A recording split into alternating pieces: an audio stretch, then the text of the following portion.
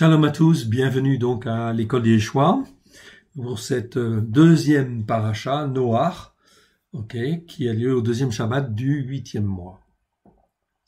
Bienvenue donc pour cette deuxième partie où nous allons voir en fait ici la descendance en fait ici de Noach en fait ici, qui a peuplé toutes les nations de la terre. Donc ça c'est très important. Remontons effectivement cet instant au Seigneur.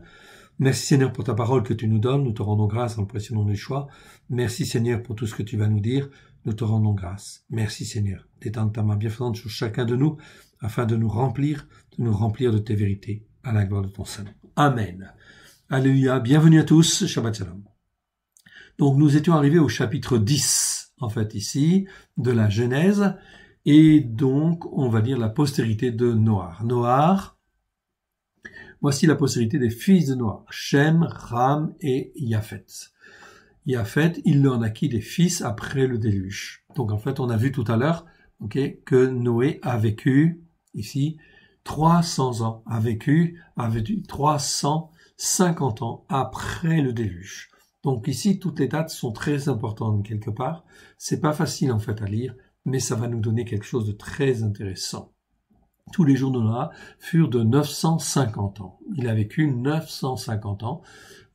Donc ça, c'est très intéressant. On va donc voir des choses intéressantes. Noach, Shem, Ram et Japhet. Il leur naquit des fils après le déluge. Les fils de Japhet furent Gomer, Magog, Madai, Yavan, Tuval, Meshech, et Tiras.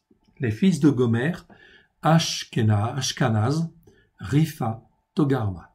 Chaque fois, les noms que nous avons là, ici, en phonétique, nous les remettons par rapport aux mots hébreux, en fait, ici. Donc, c'est phonétisé du mot plus près, en fait, ici. Donc, effectivement, on voit que les noms français, en fait, parfois, ils sont un petit peu décalés. Parfois, ça ressemble.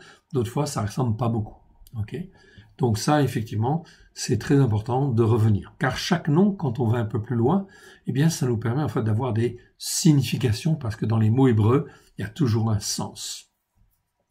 Donc, les fils de Gomer, verset 3. Gomer, c'est Akanaz, Ashkanaz, Rifa et Togarma. Les fils de Yavan. Yavan, c'est Elisha, Tarshish, Kittim, Dodanim. Donc Kittim, c'est Kittim, Dodanim, c'est Dodanim, etc. Tout ça, ça ressemble. Yavan, c'est Javan, en fait, ici, dans nos traductions, en fait, françaises. Elisha, c'est Elisha, sauf que c'est pas orthographié tout à fait de la même manière, mais ça se comprend. Et c'est par eux qu'ont été peuplées les îles des nations sur la terre. Donc on voit les îles des nations, en fait, ici, sur la terre, selon la langue de chacun, selon leur famille, selon leur nation. Donc ici, on voit bien, en fait, ici, toutes les nations, en fait, ici, viennent de cette descendance-là. On parle de la descendance ici de Japhet en premier. Donc c'est toutes les nations occidentales. Donc nous sommes issus, en fin de compte, de ça, en fait, ici. Sur un tableau un petit peu plus loin, en fait, nous avons ici un graphique. Vous avez en fait ici, dans ce graphique, nous voyons bien en fait ici, au nord, nous avons en fait ici les descendants de Japhet. Descendants indo-européens, c'est en fait les descendants de Japhet. Donc il y a 7 fils, Tubal, Gomer, Meshech, Magog, Tiras, Madai, Javan. Tiras a donné la Thrace et les Turcs. Meshech, c'est les Slaves, dont la Russie. Magog, c'est les Scythes, en fait ici. Gomer, en fait, ça a donné les Celtes, les Gallois, les Irlandais, les Francs, donc nous les Français, en fait, les Français, ceux qui vivent en fait en France, sont en fait issus de là, bien qu'il y ait eu beaucoup d'immigration depuis quand même, mais enfin au départ, c'est ça. Javan, c'est la Grèce, Tubal, c'est Tibère, Tubal, c'est Ibère, c'est les Espagnols. En dessous, nous avons les descendants qui sont des Sémites. Donc on a Arpachad, 5 fils, Arpachad, Assur, Elam, Aram, Lud.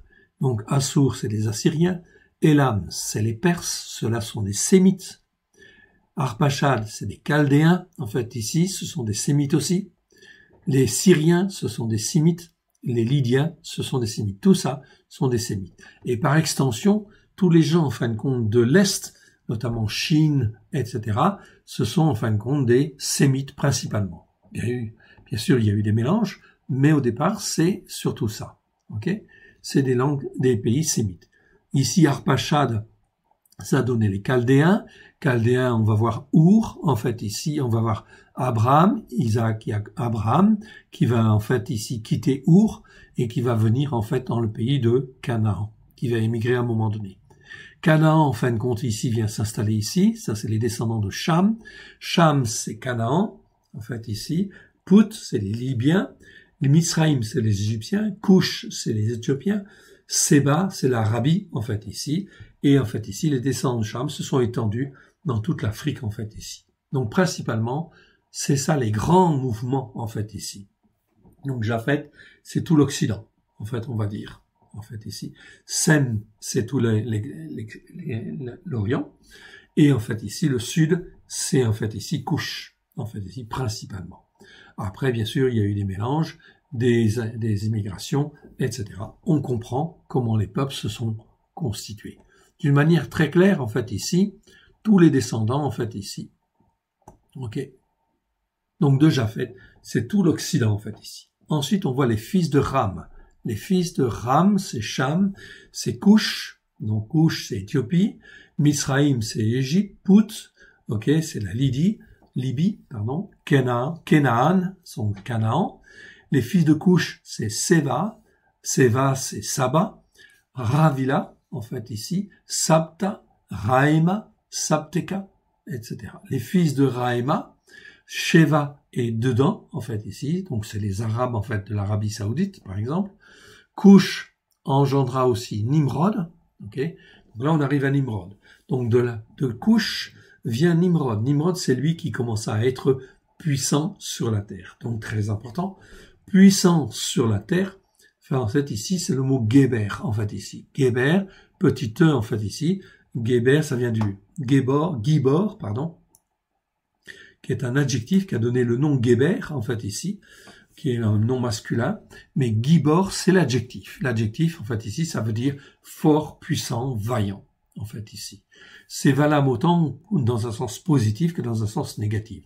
Comme, en fin de compte, pour Yeshua, dans Ésaïe chapitre 9, verset 5, où l'on parle de Dieu puissant, El Gibor, ok, Dieu puissant. Il peut être utilisé comme un nom.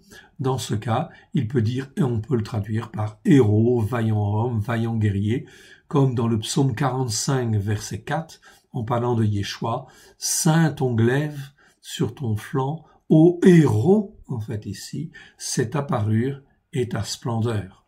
Okay. Enfin, ce mot peut aussi être utilisé dans le sens négatif, comme dans le psaume 52, verset 3. Certains traduisent aussi ce mot par homme violent, tyran, homme exercé à l'excès, dans un mauvais sens. Et ici, avec Nimrod, c'est bien sûr dans ce sens-là. Donc, il était puissant sur la terre. Ok. Donc, c'est Gibor. C'est lui qui commença à être puissant sur la terre. Il fut un vaillant chasseur devant l'Éternel. Il fut un vaillant chasseur devant l'Éternel, c'est pourquoi l'on dit, comme Nimrod, vaillant chasseur devant l'Éternel. Donc la traduction ici, en fait, n'est pas extraordinaire. Ok, vaillant chasseur, c'est une expression hébraïque qui veut dire, en fait, ici, il fut, en fait, ici, un puissant séducteur, en fait, ici. Chasseur, c'est quelqu'un qui attire, en fin de compte, qui sait chasser, donc il sait capturer des proies. Donc là, il savait non pas capturer seulement des proies, mais capturer les hommes, les foules, pour les amener à la rébellion contre Dieu. Cette expression vaillant chasseur a un côté extrêmement négatif. Ok, c'est un grand, en fait, on dit séducteur, un puissant meneur d'hommes, en fait, on va dire, ok, devant l'Éternel. C'est pourquoi l'on dit, comme Nimrod, vaillant chasseur devant l'Éternel. Certainement que c'était certainement quelqu'un qui était très adroit à l'arc, c'était certainement un vaillant chasseur quelque part, ok, mais en réalité, c'est trop positif comme terminologie. Et ce n'est pas bon, cela cache quelque chose de très mauvais derrière, bien sûr. C'était donc un tyran, oui, bien sûr. Un tyran dominateur. Il régna d'abord sur Bavel, Érec, Érer, Akkad, Calné et au pays de Shinéar, en fait ici. Donc pays de Babylone, tout simplement. C'est un autre nom pour dire Babylone. De ce pays-là sortit Assur, ok. Il bâtit Ninvé, c'est-à-dire Ninive, Rehovot-Ir, c'est-à-dire la ville de Rehovot sur le fleuve, Kala, en fait ici, qui en fin de compte furent des villes, en fait des Assyriens, qui en fin de compte sont devenus des villes de combattants cruels, en fait ici. Et Rézen entre Ninvé et Kala, c'est la grande ville. C'est ce qu'on appelle en fait Ninive, tout simplement. On a vu avec Jonas, c'est là dont on parle en fait les villes qui ont servi à créer Ninive et les environnements de Ninive, en fait ici, qui étaient en fin de compte des villes des Assyriens, en fait ici, à l'époque de Jonas. Mitzraïm, en fait ici, engendra les Loudim, donc on descend un peu plus vers l'Afrique. Ici, Mitzraïm engendra les Loudim, ok, les Anamim, les Avim, les Naftourim, les Naftouim, les Patrousim, les Kalouchim, en fait ici, d'où sont sortis les Philistins, les Pélishtim, c'est-à-dire les Philistins, les Palestiniens, si vous voulez. Le nom moderne, c'est Palestinien, mais c'est Philistin, en fait, en hébreu. Okay. Et les Kaftorim, c'est-à-dire les gens qui habitent la Crète, en fait ici, les Kaftorim. Canaan engendra Tsidon, son premier-né, et Retz, en fait ici. Et les Yévousis, donc c'est-à-dire d'autres peuples qui sont nommés en fait ici, qui seront maudits par la suite en fait aussi, également, donc les descendants de Canaan, Canaan est maudit, et il va engendrer des peuples maudits en fait aussi. Les Yévousis, mais certains vont aller de plus en plus loin dans la malédiction. Comme les Yévousis, les Émoris, les Guénachis, en fait ici, les Rivis, les Arki, les Sini.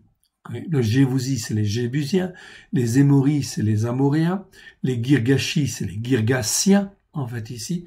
Et vous voyez, en fait ici, Girgassiens, quand je vous disais que les malédictions, en fin de compte ici, en fait ici, sont levées au travers de Christ, et bien sûr, on verra, en fait, un démoniaque qui vient, en fin de compte ici, de ces peuples-là, donc Girgassiens, en fait ici, eh bien, en fait ici, Yeshua a libéré un démoniaque, ok, qui était un gadarénien, si vous voulez, ou je ne sais plus dire le mot, générésarien, bref, je sais plus le mot.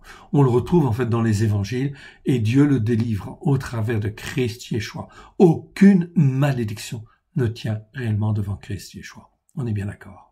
Donc Girgashi, c'était important de le citer en fait ici, puisqu'on va le retrouver dans les évangiles. Les Rivis, c'est les Éviens, les Arki, c'est les Arkiens, les Sini, c'est les Siniens.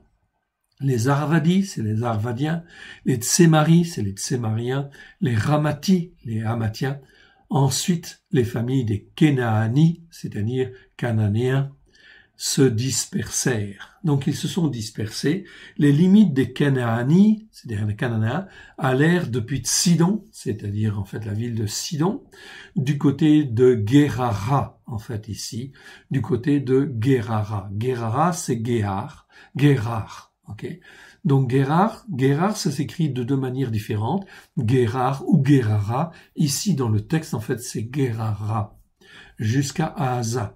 Du côté de Guérara jusqu'à Asa, et du côté de Sédom et de Amora, d'Adma et de Tsevoïm, jusqu'à Lacha, c'est-à-dire Lécha. Ce sont là les fils de Ham, selon leur famille, selon leur langue, selon leur pays, selon leur nation. Donc ils ont effectivement, en fait ici, occupé certaines régions. Donc ici, Canaan, en fait ici, vient en Canaan. Ok, il y a une bonne partie qui vient en fait en Canaan, en fait ici, dont l'iniquité va s'accroître, jusqu'à ce qu'elle soit à son comble. Ensuite, on nous dit, verset 21, il naquit aussi des fils à Shem. Shem, ça veut dire le nom, ok. Donc c'est lui qui est resté en fait aussi fidèle. En fait ici, c'est pour ça qu'il est appelé Dieu de Shem. On appelle en fait ici le Dieu Elohim, ok, le Dieu de Shem en fait ici, père de tous les fils de Héver. Écoutez bien, père de tous les fils de Héber, et le frère frère de Yaphé. Il est l'aîné. Shem est considéré comme l'aîné. Donc tous les fils de Héver, on est en train de dire Héver, ça veut dire ceux qui ont passé au-delà du fleuve. C'est-à-dire ceux qui sont, en fait, ici, non plus dans le fleuve de ce monde, mais qui, en fait, sont des croyants, en fait, ici. Donc, il est le père. Donc, c'est Sem. Sem, en fait, ici, représente justement un de ceux qui sont restés fidèles parmi les patriarches et qui ont transmis, en fait, la tradition orale, à Ranor, puis de Ranor, en fin de compte, ça a été transféré à Noé, en fait, ici. Donc, très clairement, en fait, ici, on a bien une transmission orale. Les fils de Shem furent Élam. Élam, c'est-à-dire la Perse aujourd'hui ou l'Iran, si vous voulez. Oui, ce sont en fait des Sémites. En réalité, ce sont pas des gens qui descendent de Cham ou de Ham. Ce sont des Sémites. Élam, Assur, c'est la Syrie, en fait ici. Arpachad, ça c'est la descendance d'Abraham, en fait ici, qu'on va trouver au travers d'Arpachad. Loud et Aram. Arpachad, on va le retrouver dans Matthieu, dans en fait l'ascendance de Yeshua. Oui, bien sûr. Les fils de Ram, Uts, c'est Uts, le pays de Uts, pays de Job. Roul, en fait ici, c'est Oul dans nos traductions. Geter, en fait ici, c'est Geter. Mash, en fait ici, qui dans Chronique devient Mécher, en fait ici, dans la Chronique 1, 17. C'est pas Mash, c'est Mécher, en fait ici, dans Chronique. Donc les noms peuvent avoir eu des changements. Donc il y a eu des raisons, en fait, à ça. Ce n'est pas l'objet de la prédication, en fait, ici. Arpachad engendra Shalach, qui est appelé Shelar, en fait, dans nos Bibles, en fait, ici. Et on cite, en fait, aussi, ici, quelque part, un autre nom, en fait, ici, petit n. Non, c'est petit o, pardon. En fait, ici. Dans, en fait, ici, la version 10-24, dans la version, il y a Kenan. Dans certaines versions, on trouve dans la généalogie de Yeshua, dans Luc, chapitre 3, versets 36 à 37, en fait, ici, on parle d'un fils de Kenan. Kenan, en fait, ici, c'est en fait ici un fils qui s'insère, en fait, entre les deux. Ça peut arriver, en fait, ici, qu'il y ait, en fait, des omissions, en fait, ici. Donc, ici, on a effectivement, en fait, ici, entre Kenan, entre Shalar et Arpachad. Dans la chronologie de Luc, chapitre 3, on retrouve, en fait, ici. On ne le trouve pas dans le texte, en fait, hébreu, en fait, ici. Donc, cette omission, en fin de compte, ici, peut être normale ou anormale. Par contre, on va quand même trouver ce nom Canaan dans les écrits de la Septante et dans certains écrits, en fait, ici, que l'on a retrouvés à Qumran. Donc ici, ça peut arriver, en fait, ici. Donc Arpachad engendra Shalar. Shalar engendra Héver. Il naquit à Héver 2 fils. Le nom de l'un était Péleg, parce que de son temps la terre fut partagée, et le nom de son frère était Roktam. C'est donc très important, en fait, ici.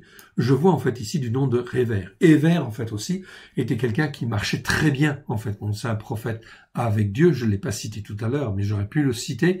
Donc, il y a Sem, il y a Héver, en fait, ici. Il y a Ranor, en fait, ici. Il y a Noé. Tout ça, ce sont des patriarches qui sont restés fidèles. Péleg aussi, en fait, ici. En son temps, en fait, ici. Apparemment, il est resté, en fait, aussi, dans la fidélité de son père.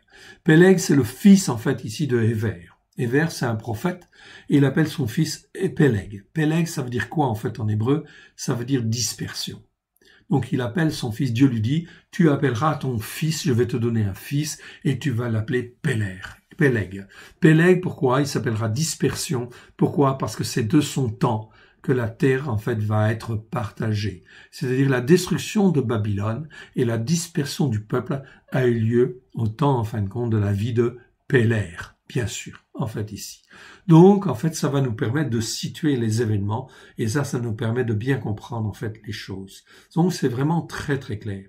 Ensuite, Yoktam engendra Almodad, Salphé, c'est Almodad dans nos Bibles, Chalef, c'est Chelef, Ratsamavet, c'est Atsamavet dans nos Bibles, Yarar, c'est Gérard, Adoram, Uzal, Dikla, en fait ici, dans nos Bibles. Oval, Avimaël, Sheva, Ophir, Ravila, Yovam, tous ceux-là furent les fils de Yoktam. Ils habitèrent depuis Mécha, du côté de Séphara, jusqu'à la montagne de l'Orient. Ce sont là les fils de Shem, selon leur famille, selon leur langue, selon leur pays, selon leur nation. Toutes tels sont les familles des fils de Noah, selon leur génération, selon leur nation, et c'est d'eux que sont sorties les nations qui se sont répandues sur la terre après le déluge. C'est donc très important, on a vu le tableau en fait ici, donc ici on repère effectivement les descendants de Sem, les Sémites en fait ici, avec Loud, Assur, Élam, Aram, Arpachad. Arpachad, c'est de là dont va venir en fait ici Abraham, bien sûr, et la descendance en fait juive, qui vont être à Our, Babylone. Donc on est dans les pays en fait aujourd'hui qui sont l'Irak et qui sont l'Iran en fait ici, bien évidemment. C'est là le berceau en fait ici de nos civilisations en fait ici. On continue avec le verset 11. Toute la terre, le chapitre 11, pardon. Chapitre 11, en fait, il nous est dit ceci. Toute la terre avait une seule langue et les mêmes mots. Comme ils étaient partis de l'Orient, ils trouvèrent une plaine au pays de Shinéar. Et ils y habitèrent. Donc Shinéar, c'est Babylone, en fait, ici. Et ils se dirent l'un à l'autre, allons, faisons des briques, et cuisons-les au feu. Et la brique leur servit de pierre, et le bitume leur servit de ciment. Donc là, tous les peuples étaient unis, et puis Nimrod, en fait, ici, est un dominateur, en fait, ici, et en fait, ici, quelqu'un de très autoritaire, en fait, bien évidemment, qui est un vaillant guerrier, en fait, on va dire, selon la traduction, en fait, ici, mais en réalité, c'est un puissant dominateur, en fait, ici. Ils dirent alors, allons, bâtissons-nous une ville. C'est qui parle en réalité? C'est Nimrod, derrière. Allons, bâtissons-nous une ville et une tour dont le sommet touche au ciel, et faisons-nous un nom, afin que nous ne soyons pas dispersés sur la face de toute la terre. L'Éternel descendit pour voir la ville et la tour qu'il bâtissait, et les fils, en fait ici, les fils d'Adam. Donc la tour était construite dans le but en fait de lever en fait quelque chose contre Dieu en fait ici, de faire une construction dans le but d'atteindre Dieu, de toucher Dieu, de faire quelque chose de grandiose. Et la tour de Babel a été quelque chose de symbolique pour faire quelque chose de grand mais sans Dieu. En fait, ici. Donc ici, c'est la même chose avec ce qui va se passer. Les hommes et les femmes, en fait, ici, de ce monde, de cette terre, en fait, ici, qu'est-ce qu'ils vont faire? Ils vont s'écarter, en fait, monde de Dieu, de la région, de la Bible, et effectivement, ils vont créer, en fait, au travers, en fait, des événements qui vont venir, ils vont vouloir, en fait, créer, justement, une Babylone moderne. En fait ici, on la voit dans l'Apocalypse, et en fait une construction qui va être en fait ici un empire mondial, qui va être posé sur 10 nations, et qui va en fait viser à, en fait ici, être une construction mondiale dans le but de dominer le monde. Il y aura donc en fait 10 rois, c'est la Babylone moderne, on la voit, elle est écrite dans l'Apocalypse, elle repose en fin de compte sur 7 collines, bien évidemment, ça a un rapport avec Rome, évidemment, la puissance romaine, et effectivement, on va avoir un royaume mondial qui va se mettre en place. 10 rois vont être là, puis en fin de compte, 3 vont tomber, en fait ici, donc il n'y en a plus que 7, en fait ici, dans la culture gréco-romaine, on va dire, en fait ici, et effectivement, un va effectivement dominer, en fait ici, un roi va dominer, c'est l'Antéchrist qui va dominer cet empire, en fait ici, mondial, on va dire, en fait, gréco-romain quelque part. Donc, on n'est pas dans la domination ici, en fait, de l'extrême d'Orient, etc. Non. On est, en fait, Dieu est en train de juger, en fait, les nations occidentales et, en fait, tout ce qui est gréco-romain, issu, en fin de compte, de la Grèce et de Rome.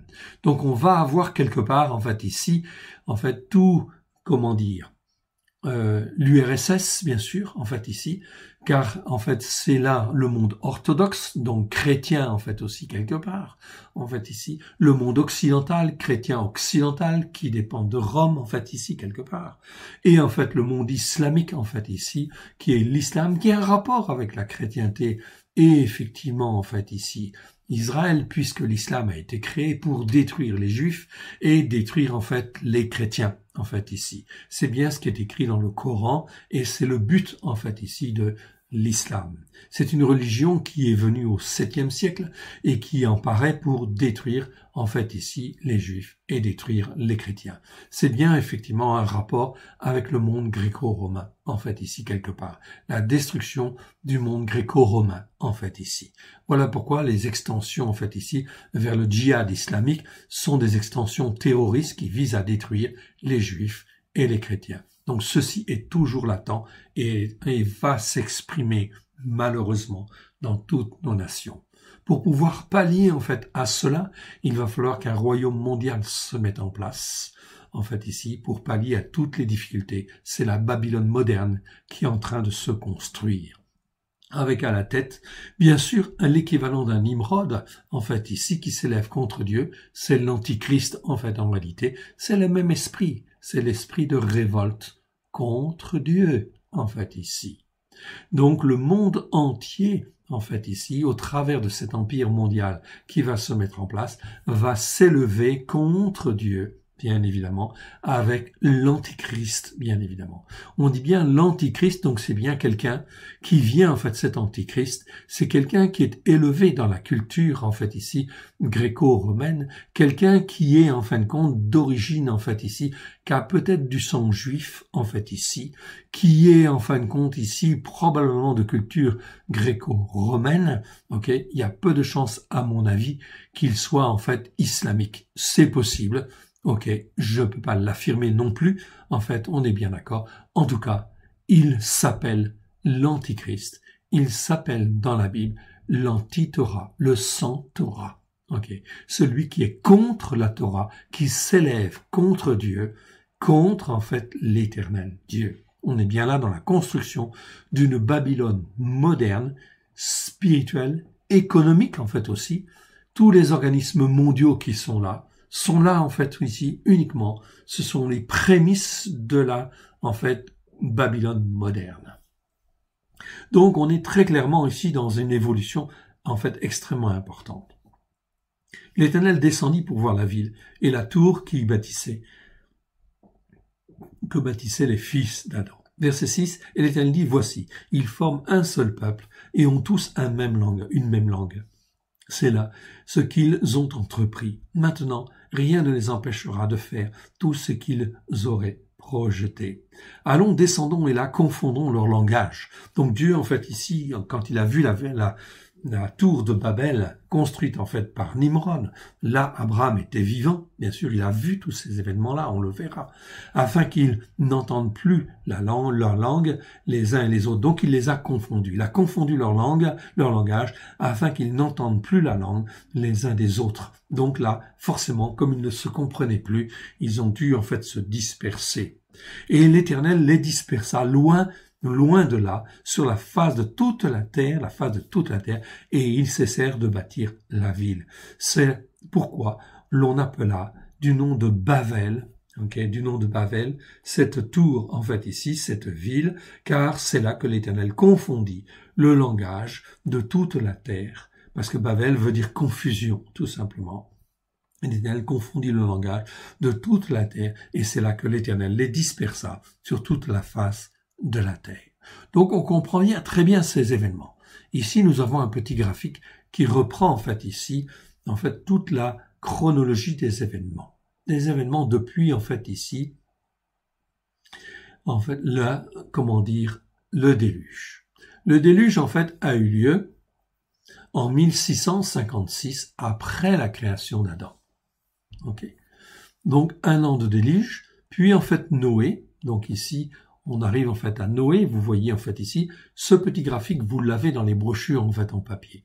Ici, il apparaît à l'écran. Il est un peu petit parce qu'effectivement, en fait, sur l'écran, c'est pas facile de le mettre suffisamment. Mais en fait, il est bien dit en fait ici que en fait Noé vécut 350 ans après le déluge. Il vécut 950 ans en tout. C'est bien écrit dans Genèse chapitre 9, verset en fait ici, chapitre 9, verset 28 à 29. Noé bénit Sem et appela l'Éternel, le Dieu de Sem, en fait ici, bien sûr, parce qu'il était fidèle. Puis il maudit Canaan. Noé vécut 950 ans. Si je fais un graphique ici, vous voyez dans ce graphique, le rectangle en fait qui représente la vie de Noé ici, c'est les 350 ans de Noé, en fait après le déluge. C'est proportionnel à sa vie. Le rectangle est calculé de telle manière qu'il soit proportionnel. L'échelle, c'est 3 cm pour 100 ans. On vous l'a mis là, en fait ici. Ok, tout simplement. Sem, en fait, est né après, en fait, et c'est âgé de 100 ans. Il engendra, en fait, Arpachad. Ok. Il engendra, en fait, Arpachad. Je diminue, en fait, un peu pour agrandir. Ok, je vais le déplacer. Ok, il est en train de travailler. Bon, je ne l'ai pas tout à fait au milieu de l'écran, c'est pas grave. Ok, on le voit. Ok. Voilà. Ok, Sem âgé de 100 ans engendre Arpachad, ok, qui vit en fait encore 500 ans. Donc même chose, comme il a vécu 500 ans, donc il a vécu longtemps. Il a donc en fait été un témoin vivant pendant très longtemps. Vous le voyez, son nom est en rouge. Ok, son rectangle est relativement en fait grand. Pourquoi? Eh bien pour montrer qu'il était vivant en fait relativement longtemps. Même chose avec Arpachad, Shelah, Héber est en rouge. Donc ça, c'était un homme fidèle en fait à Dieu, bien évidemment. Sa durée de sa vie en fait est beaucoup plus longue en fait aussi. Ok, donc on voit qu'ils étaient vivants pendant très longtemps en fait ici. Ok, ça c'est important parce que je descends à Péleg. Péleg en fait ici, eh bien c'est de sa vie, pendant sa vie, que le déluge, que la destruction effectivement de Babylone a eu lieu et la dispersion des peuples a eu lieu. Donc c'était pendant sa vie, en fait, ici. Réu, même chose, on lit décalé, c'est ok, Nahor, en fait, Terah, et en fait, Abraham. Abraham, âgé de 100 ans, engendre Isaac, etc. Nous avons, en fait, ici, la chronologie d'Abraham. Abraham est situé très exactement ici, dans ce graphique, en fait, ici, d'une manière précise. En fait, c'est très intéressant. Car Abraham, en fait, est né ici, en fait, ici, c'est la barre, en fait, ici, que vous voyez dans la case qui concernant Abraham, la barre en fait qui se trouve en fait à gauche symbolise en fait ici l'année où il est né. Si je trace un trait vertical, je vois très nettement que Abraham en fait est né alors que Noé vivait encore, Sem vivait encore, Héber vivait encore. Bien sûr, c'était des témoins vivants. Donc Abraham a vécu en fait ici, on va dire une 60aine d'années. En fait ici, pendant 60 ans, eh bien, en fin de compte, Noé était encore vivant. Quand Noé meurt, Abraham a 60 ans. Si vous tirez un trait vertical de la fin de Noé, en fait ici, vous descendez, eh bien, Abraham a 60 ans. Donc, Abraham a connu, bien sûr, Noé. Il a connu Sem et il a connu Héber. C'était des témoins vivants. Voilà pourquoi il avait une foi en Elohim, dans le seul Dieu unique et vrai. Il a connu, en fait, Noé. Et je suis sûr et je suis convaincu qu'il a été, en fin de compte, bien évidemment, en fait ici, sur les genoux de Noé, en lui disant, Noé, raconte-moi, raconte-moi, raconte-moi le déluge. Ceci, en fait, on le voyait ici d'une manière très très claire. Très très clair qui nous est, en fait, ici, on le voit bien. Donc Noé, en fait, ici, était vivant. Sem était vivant. Héber était vivant. Ici, ça a donc été des témoins fidèles. Même Héber et Sem ont vécu, sont morts après, en fait, Abraham. Donc, c'était encore des témoins vivants du temps, en fait, d'Isaac et du temps de Jacob. C'était très important parce que ça permettait de transmettre ainsi, en fait, ici, la foi dans le seul Dieu unique et vrai. C'est donc, en fait, ici, quelque chose de très, très, très important, fondamental. Bien évidemment. Ok. Péleg, en fait, ici, il est mort, en fait, ici. Donc, si je trace un trait vertical, en fait, ici, en descendant tout droit, eh bien, en fin de compte, je m'aperçois que Abraham avait quel âge au moment de la destruction de Babel et la dispersion des peuples? il avait exactement 48 ans, en fait, ici. C'est donc très important, en fait, ici. Donc, Abraham a vécu la tour de Babel, a vécu, en fait, Nimrod, sous Nimrod, oui, bien sûr, ok. Et, en fait, les Écritures nous le confirment, oui, bien sûr, ok. Il existe un livre, en fait, aussi, qui s'appelle, j'avais dit que je vous le présenterais, ça s'appelle, en fait, le Sefer HaYashar. C'est le livre des justes, le livre du juste. Ce livre, en fin de compte, c'est un livre qui existe, c'est un, comment dire, ça nous raconte la petite histoire, en fait, ici, de tous ces événements-là, de toute la Genèse jusqu'à, en fait, ici, Josué et les juges. C'est écrit par les rabbins. Ok, donc ce sont des, comment dire, c'est fait sous forme midrashique, c'est-à-dire c'est les histoires, c'est la petite histoire racontée, en fait, ici, par les rabbins. Okay. C'est intéressant parce que ça nous confirme tout ce qu'on est en train de dire là. Donc, si on veut des éléments complémentaires sur l'histoire de ces hommes-là, eh bien, en fait, on peut aller lire dans ce livre. Ce livre, en fait, ici, il est cité.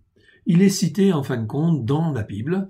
Okay. Il est cité dans Josué, chapitre 10, verset 13, où il est dit « Le soleil s'arrêta et la lune suspendit sa course » jusqu'à ce que la nation eût tiré vengeance de ses ennemis. Cela n'est-il pas écrit dans le livre du juste, en fait ici. Le soleil s'arrêta au milieu du ciel et il ne se hâta point de se coucher, presque tout un jour. Ceci est raconté, en fait ici, dans la petite histoire de ce livre-là. Ce sont donc, en fait ici, un complément d'information. Je dis bien un complément. On ne doit jamais se servir de ce type de livre, en fait, ici, ok, comme étant la base, en fait, comme la Torah ou les autres livres. Oui, bien sûr. C'est des livres complémentaires. Ce livre est cité une autre fois. C'est pour ça que je vous en parle, parce qu'il est écrit, en fin de compte, dans la Torah, les prophètes et les psaumes. On va le trouver dans 2 Samuel, chapitre 1, verset 18. Et qu'il ordonna d'enseigner aux enfants de Juda. C'est le cantique de l'arc. Il est écrit dans le livre du juste, bien évidemment. Donc on cite une deuxième fois le livre du juste. Donc vous le trouverez sur notre site, évidemment. Ça s'appelle Sefer HaYashar. C'est le livre du juste, en fait, ici. À titre d'information, je dis bien. Et en fait, pour vous exercer, et vous allez apprendre, en fait, effectivement, beaucoup de choses qui concernent la petite histoire. Et tout ce que je vous dis, en fait, ici, versé, en fait, en main, eh bien, en fin de compte, vous allez trouver des agréments complémentaires, en fait, ici.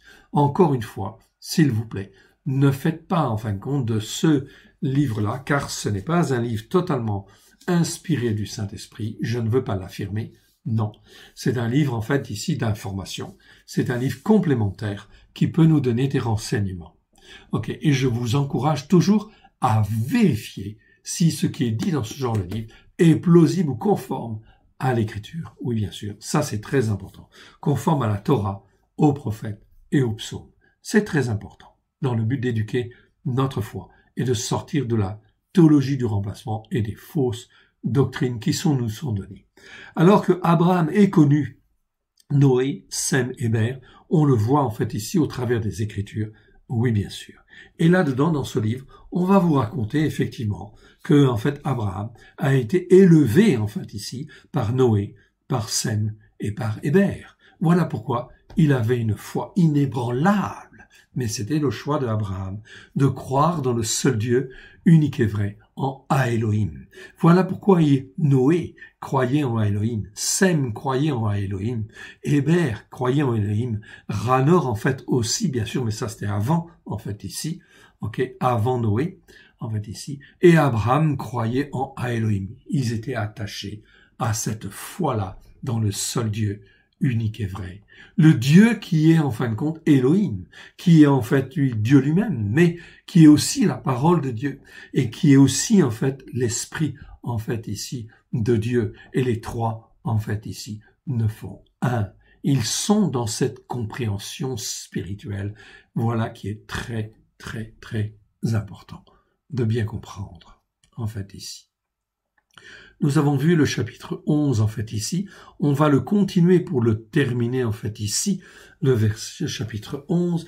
Voici la postérité de Shem. Shem, âgé de 100 ans, engendra Arpachad 2 ans après le déluge.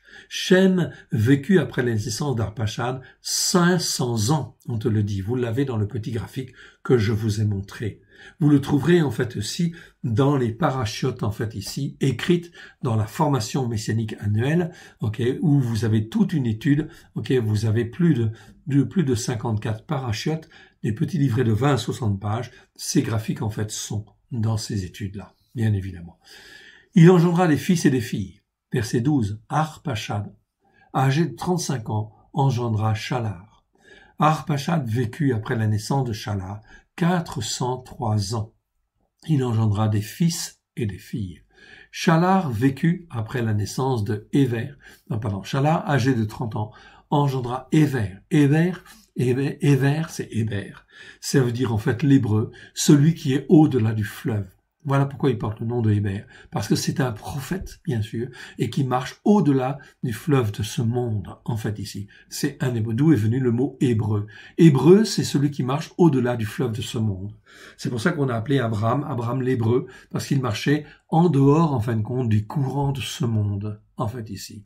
Donc, nous, qui sommes en Christ, rachetés au travers de Christ, en réalité, nous sommes des Nazoréens, c'est-à-dire des consacrés, consacrants, en fait, à la gloire de Dieu, eh bien, nous sommes aussi des Hébreux. En fait, ici, on aurait très bien pu dire, nous sommes de la famille des Hébreux, c'est-à-dire de ceux qui marchent au-delà du fleuve de ce monde. Comme Héber a marché, Héber a marché, comme, en fait, ici, Noach a marché, comme Abraham a marché. Shalar vécut après la naissance de Héber, 403 ans.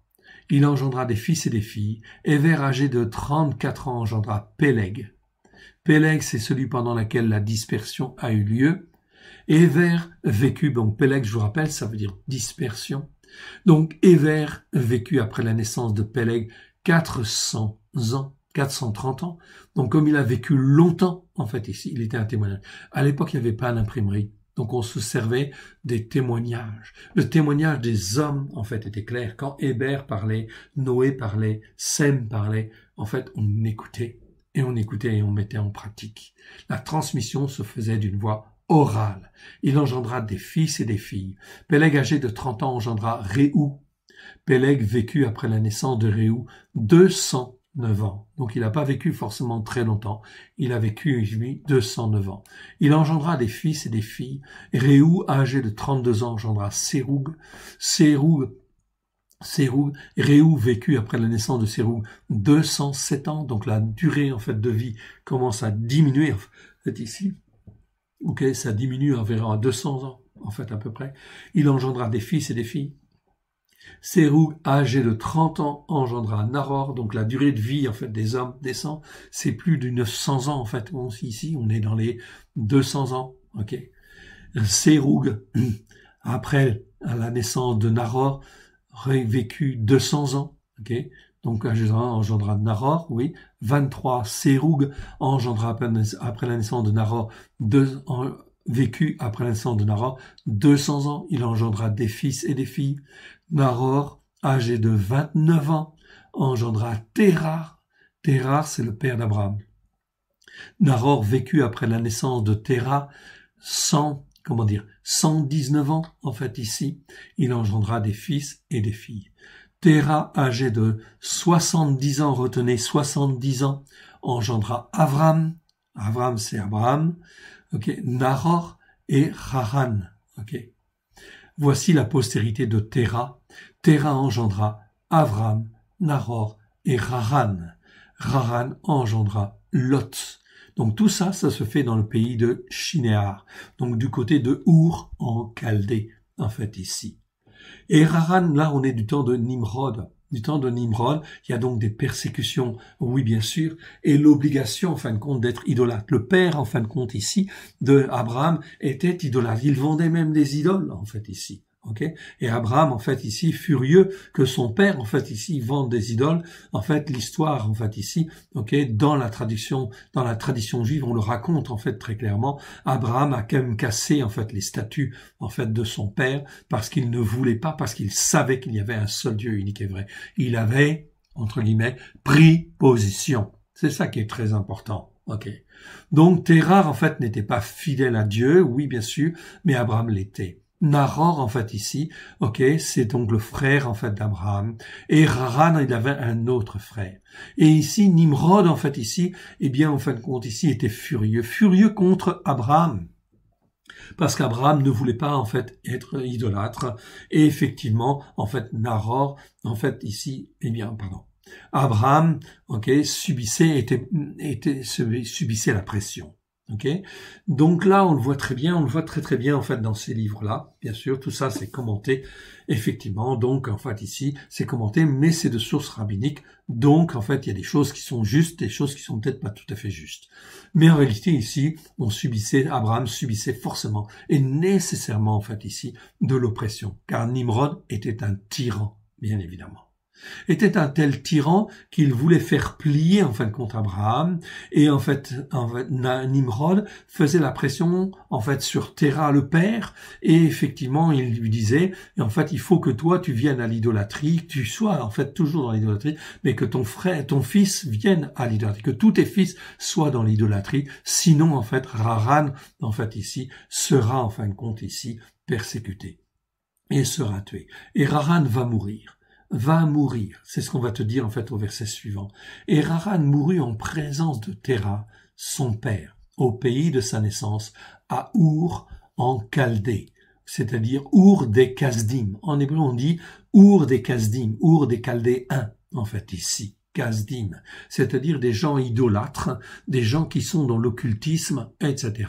Kasdim, chaldéen, c'est la puissance occulte, toute la puissance occulte qui existe aujourd'hui, en fait, dans le monde, nous vient de la Chaldée, en fait ici, de Nimrod, quelque part. Oui, bien sûr, ça trouve sa source.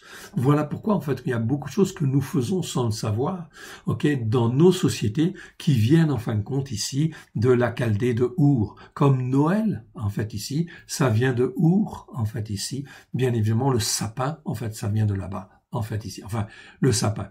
Okay. Tout ce qui est ornement, en fait, ici, ça vient, en fin de compte, de là-bas. Ça trouve des origines là-bas. Et effectivement, les œufs de Pâques, en fait aussi, ça vient en fin de compte de là-bas, en fait aussi. Tout ça, c'est dans la tradition, en fait, des Kasdim, de l'occultisme qui a été transféré, en fait, au travers des âges, même au travers de certaines cultures, même, en fait, ici, au travers de la religion catholique, en fait, ici, c'est l'influence des Chaldéens, des Kasdim, qui en fait sont là pour pervertir en fait ici les enseignements, en fait ici. Donc ici, Terah, il voit mourir son fils dans la fournaise de feu. Nimrod, en fait, ici, on va l'apprendre dans l'histoire juive, en fait, ici, la tradition juive, ok, Haran va être jeté dans le feu, ok, et Terah, bien sûr, est affecté, bien évidemment. Et, en fait, Abraham est toujours protégé par Dieu, et, en fin de compte, ils ne vont pas rester là, bien sûr, ils vont donc partir, en fait, ici, de cette région-là. Abraham et Nahor prirent des femmes. Le nom de la femme de Abraham était Sarai et le nom de la femme de Nahor était Milka, en fait ici, fille de Haran.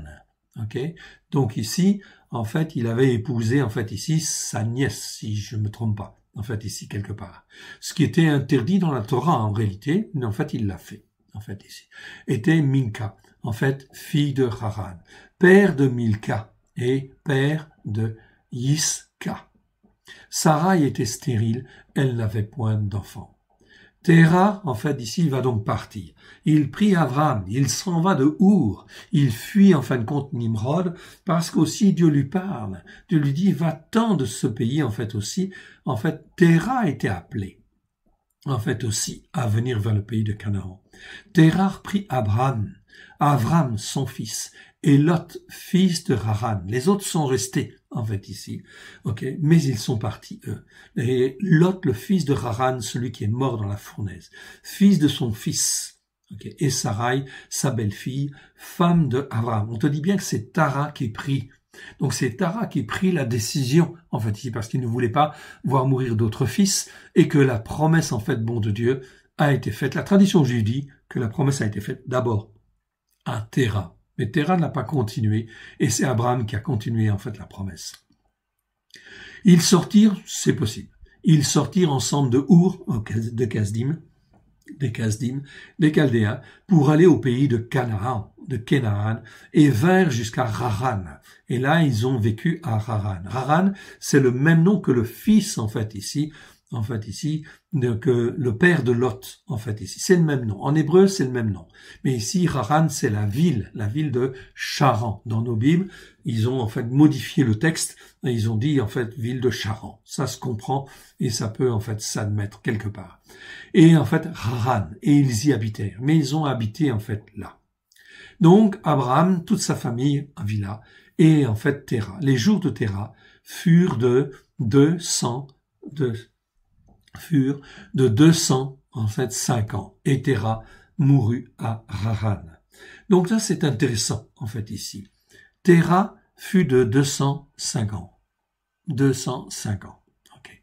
Donc 205 ans, c'est intéressant, parce qu'on va voir quelque chose de très intéressant ici. Je l'ai pas mentionné là. Ah, je l'ai mentionné ici. Très bien. Les jours de Téra furent de 205 ans. Pourquoi on te dit ça? Eh bien, regarde un peu la chronologie et tu vas t'apercevoir de quelque chose d'intéressant. Je vais les mis compte dans le verset, dans le petit D, ici. C'est intéressant. Il faut faire attention aux chiffres. Il faut pas lire trop vite. Téra, lorsqu'il a Abraham, Téra a 70 ans. On te le dit ici, quand Abraham est né. Verset 26. Téra, âgé de 70 ans, engendra Abraham. Donc Téra avait 70 ans quand Abraham est né. Mais on va le voir au chapitre suivant, ici, que Abraham a 75 ans quand Dieu lui parle pour la première fois, d'une manière audible. Dans Genèse 12, versets 1 à 3. Abraham a toujours marché, toujours cru dans le seul Dieu unique et vrai, et il est resté fidèle à la foi de Noé, la foi de Sem, la foi de Éver. Il est toujours gardé fidèle. Voilà pourquoi, mais Dieu lui avait jamais parlé, directement parlé, mais il marchait par la foi. Donc c'était la détermination d'Abraham, de ce cœur qui voulait rester fidèle à Dieu. Voilà pourquoi compte ici, dans Genèse 12 qu'on verra la semaine prochaine, Abraham a 75 ans lorsqu'il quitte son père. Resté à Haran. Il a 75 ans. On te dit que son père est resté à Charan, à Haran. Donc, son père, ici, il a à ce moment-là, puisqu'Abraham a 75 ans, Téra avait 70 ans lorsqu'Abraham est né, je rajoute 75 ans, cela veut dire que lorsque Dieu parle à Abraham, Téra a 145 ans. Et on te dit, ici, dans le verset 32, qu'il est mort à 205 ans. Cela veut dire qu'il va rester 60 ans à Charan, ici. Alors que Abraham, il décide d'obéir à Dieu et de suivre, la promesse. Et la promesse, va être la sienne, ensuite, bien sûr. Pourquoi? Parce qu'il a marché par la foi. C'est très important. Téra avait reçu, aussi, de partir. Mais lui, il va rester à Charan, ici. Voilà pourquoi, il ne continue pas de marcher par la foi. Et c'est là le tort, aussi, de beaucoup de personnes à qui Dieu parle, mais ils s'arrêtent, en chemin, en disant, je suis bien là, je m'arrête là, je ne veux pas continuer, les épreuves, je veux m'arrêter là. C'est vrai, mon frère, ma sœur. Les épreuves, c'est pas facile. C'est pas facile du tout, etc. Mais il faut continuer. Il faut persévérer au travers des épreuves.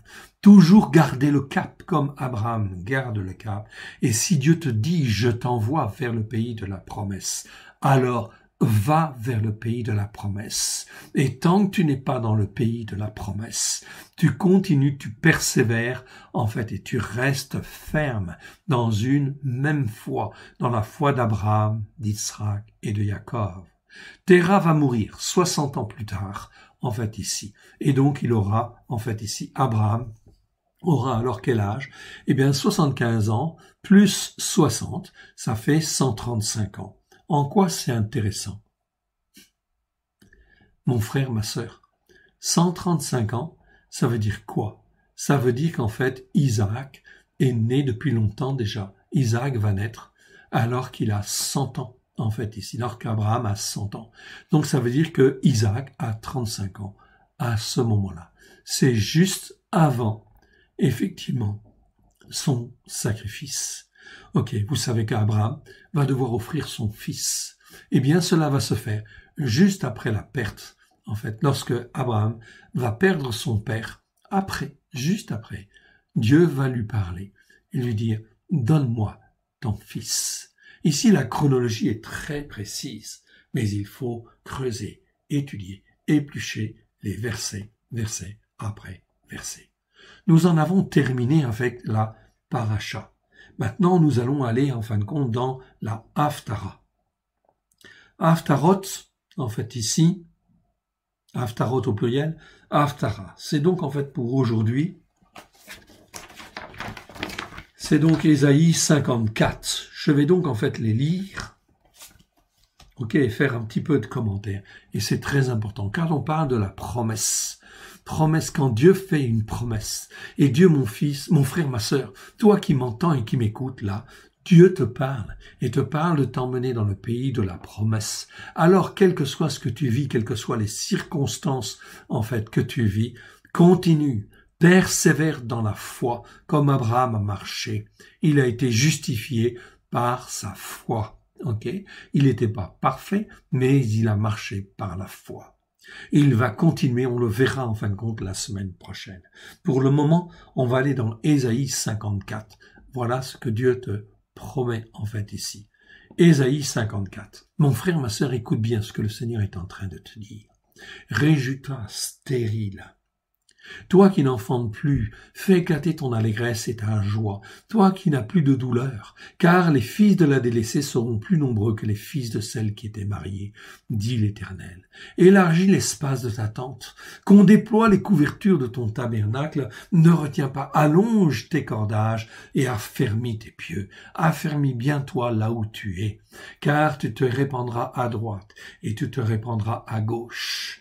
Okay. Là où tu es, mon frère, ma sœur, Dieu veut faire briller la lumière sur toi afin que tu puisses t'étendre à droite et à gauche. Ta postérité envahira des nations et peuplera des villes désertes. Ne crains pas, car tu ne seras point confondu. Voilà ce que Dieu promet à Abraham et à la descendance d'Abraham. Si tu es fils ou fille d'Abraham, au travers de Christ Yeshua, tu as été racheté. Si aujourd'hui tu marches en fin de compte dans la foi d'Abraham, d'Isaac et de Jacob, voilà ce qui va arriver, parce que la promesse faite à Abraham va s'accomplir d'une postérité glorieuse. Ta postérité envahira des nations et peuplera les villes désertes. Ne crains pas, car tu ne seras point confondu. Ne rougis pas, car tu ne seras pas déshonoré, mais tu oublieras la honte de ta jeunesse et tu te souviendras plus de l'opprobre de ton veuvage.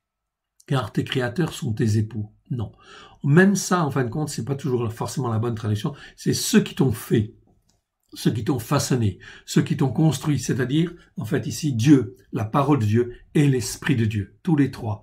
C'est eux qui t'ont fait, en fait, ici. C'est mieux de dire ceux qui t'ont fait, en fait, ici. Je vous donne, en fait, c'est plus, spirituellement, c'est mieux. Ceux qui t'ont fait sont tes époux. Ok?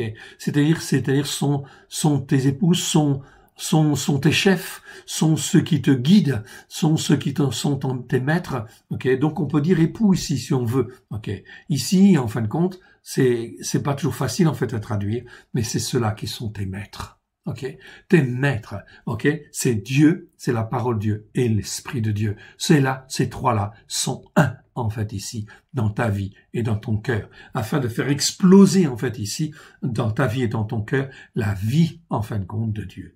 L'Éternel des armées est son nom et ton Rédempteur en fait ici, on l'avait vu en fait ici, est le Saint d'Israël. Il se nomme Elohim de toute la terre. Ici on parle du Rédempteur, Gaal en fait ici. Je vous l'ai donné déjà plusieurs fois. Gaal en fait ici, vous l'avez en fait ici, il apparaît en fait à l'écran, vous le voyez Gaal en fait ici. C'est un verbe qui est conjugué au participe actif, qui est conjugué d'une certaine manière en fait ici, il existe 44 fois. 44 fois, et dans tous ces versets, je vous les ai mis à l'écran, en fait, ça devrait être traduit systématiquement par rédempteur. Oui, parce que ça nous parle de rédemption, de rachat. C'est celui qui te rachète. Or, Dieu, en fin de compte, au travers de Christ, il t'a racheté il y a 2000 ans pour que tu sois à lui et que tu sois un de tes serviteurs et que l'onction puisse, en fait, venir, que tu puisses être loin, en fait, ici, de partout, en fait, ici, de la grâce, en fait, mon de Dieu. Le mot rédempteur ici est bien traduit dans un certain nombre de versets. Vous les avez sous les yeux dans la version second, en fait, ici. Quelques versets. Job, en fait, 19, verset 25. Mais je sais que mon rédempteur est vivant. Ici, même Job, en fait, ici, savait qu'il avait un rédempteur.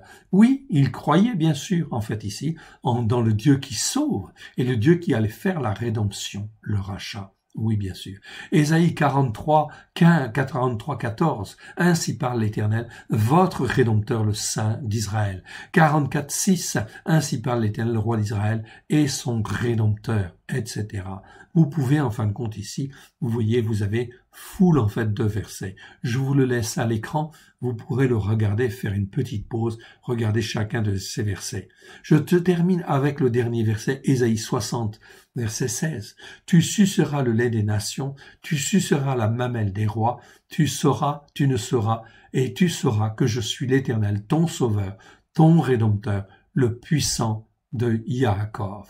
Et encore un, en fait, ici, peut-être c'est Ésaïe 59, 20, je l'aime bien celui-là aussi. Un rédempteur viendra pour Sion, pour ceux de Jacob qui se convertiront de leur péché, dit l'Éternel. C'est donc là très important. On est en fait dans la prophétie, en fait ici, de la réalisation des promesses de Dieu.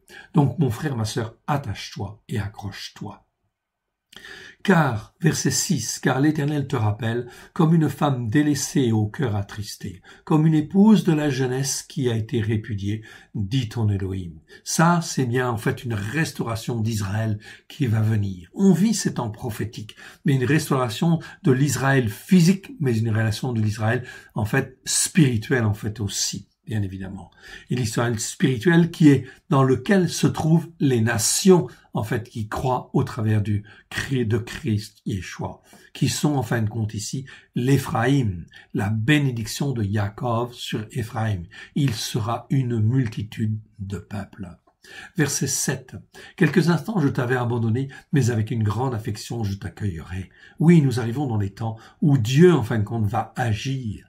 Dans un instant de colère, je t'avais un moment dérobé ma face, mais avec un amour éternel, j'aurai compassion de toi, dit ton Rédempteur, l'Éternel. Dieu va restaurer Israël. Vous ne pouvez pas vous imaginer dans une dimension, en fait, ici, extraordinaire, afin qu'Israël puisse être un témoin de la vérité parmi les nations. Oui, bien sûr, c'est le temps des nations qui se termine et c'est le temps d'Israël qui reprend, en fait, ici. Il en sera pour moi comme des eaux de Noé. Il en sera pour moi comme des eaux de Noir, de Noé. J'avais juré que les eaux de Noir ne se répandraient plus sur la terre. Je jure de même de ne plus m'irriter contre toi et de ne plus te menacer. Quand les montagnes s'éloigneraient, quand les collines chancelleraient, mon amour ne s'éloignera point de toi et mon alliance de paix ne chancellera point, dit l'Éternel, qui a compassion de toi. Malheureuse, battue de la tempête, que nul ne console, voici, je garnirai tes pierres d'antimoine et je te donnerai des fondements de saphir. Je ferai tes créneaux de rubis, tes portes d'escarboucles et toute ton enceinte de pierres précieuses. Tous tes fils seront disciples de l'Éternel et grande sera la postérité de tes fils. Verset 14, écoute bien. Tu seras affermi par la justice, par la foi. Crois dans le Christ que Dieu a donné il y a 2000 ans, que tout est accompli au travers de lui. Forme-toi, façonne-toi, et une structure dans tes pensées qui est basée sur la Torah, les prophètes et les psaumes, une structure basée sur les commandements, les lois, les règles, de Dieu, c'est, jugement, ici, afin que tes pensées soient agréable à Dieu. Tu seras affermi par la justice, par la foi. Bannis l'inquiétude, car tu n'as rien à craindre. Tu entends? Tu n'as rien à craindre, mon frère, ma sœur. Bannis l'inquiétude. Tu n'as rien à craindre. Covid-19, récidive, etc. Crise financière, crise économique. Il y a de la guerre à droite, il y a de la guerre à gauche. tu n'as rien à craindre. Bannis l'inquiétude, car tu n'as rien à craindre, et la frayeur, car elle n'approchera point de toi. Si l'on forme des complots, cela ne viendra pas de moi. Quiconque se liguera contre toi tombera sous ton pouvoir. Voici, j'ai créé l'ouvrier qui souffle le feu, le charbon au feu, qui fabrique une arme par son travail. Mais j'ai créé aussi le destructeur pour la briser. Et verset, retiens bien le verset. Ici, 54, Ésaïe 54, 17. Toute arme forgée contre toi sera sans effet. Toute langue qui s'élèvera en jugement contre toi. C'est pas en justice, c'est en jugement, c'est-à-dire qui te condamne, qui pose sur toi une malédiction. Ok? Eh bien, en fin de compte, ça existe, oui, et ça peut exister. Ça ne vient pas de Dieu. Les complots ne viennent pas de Dieu. Non, le Seigneur le dit.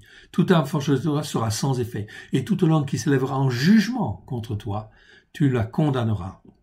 Tel est l'héritage des serviteurs de l'Éternel. Telle est la justice par la foi qui ne reviendra de moi. Déclaration de l'Éternel. C'est une déclaration officielle. Neum Adonai. En fait, ici, tu seras justifié par la foi au travers du Christ vivant, okay? Du Christ qui a la vie, okay? Qui depuis 2000 ans a la vie et qui veut la donner, en fait, parce que le Père veut la donner. En fait, Christ Yeshua veut la donner. Oh oui, bien sûr. Ok, mais il veut la donner en abondance. Alors, en fait, ici, toute langue qui te condamne, tu peux condamner, en fait, ici, les jugements. Au nom de Yeshua, ce jugement, en fait, ici, contre moi, n'est pas valable. Ce n'est pas conforme à l'Écriture. Je le condamne dans le nom de Yeshua. Je condamne ce jugement. Je condamne pas la personne. Je condamne le jugement, etc. Ok. Toute langue qui s'élèvera en jugement contre toi, tu la condamneras. Okay. Tel est l'héritage des serviteurs de l'Éternel. Telle est la justice par la foi qui leur viendra de moi, déclaration de l'Éternel, afin de rentrer dans l'héritage de la promesse que Dieu nous donne. Mon frère, ma sœur, c'est le début du cycle de la formation. En fait, ici, nous devons rentrer dans l'héritage spirituel que Dieu veut nous donner. Chapitre suivant, en fait, ici, 55. Écoute bien. Vous tous qui avez soif, venez aux eaux. Même celui qui n'a pas d'argent, venez acheter et manger. Venez acheter du vin et du lait, sans argent, sans rien payer. Pourquoi pesez-vous de l'argent pour ce qui ne nourrit pas? Pourquoi travaillez-vous pour ce qui ne rassasie pas? Écoute-moi donc, et vous mangerez ce qui est bon, et votre âme se délectera de mets succulents. Oui, vous pouvez manger des mets succulents en venant vers Dieu. Okay. Vous avez en fin de compte ici la formation de base, oui bien sûr, et vous avez les vidéos qui sont là pour nous instruire et nous façonner, bien évidemment, afin d'apprendre, bien évidemment. Prêtez l'oreille et venez à moi, écoutez et votre âme vivra. Je traiterai avec vous une alliance éternelle pour rendre durable mes faveurs envers David. Quelle alliance éternelle? Bien sûr, on le voit, c'est écrit dans Jérémie 31, 31 à 33. Vous le voyez là à l'écran. Vous pouvez le lire. Je ferai une alliance nouvelle. Et cette alliance nouvelle consiste en quoi? Ok? C'est écrit. C'est écrit. C'est dit en fin de compte, j'écrirai dans leur capacité à réfléchir. Ça, vous n'avez pas la traduction. Ok? Vous ne l'avez pas parce que, en fin de compte, c'est en fait déformé. Mais c'est bien écrit dans Hébreu. Paulos le dit.